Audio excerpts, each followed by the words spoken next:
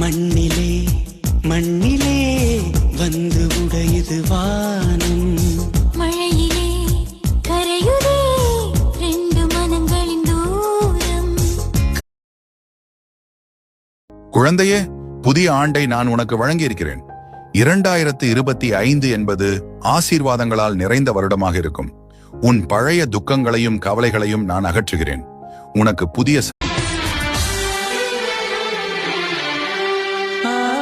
आपके आने से घर में कितनी रौनक है.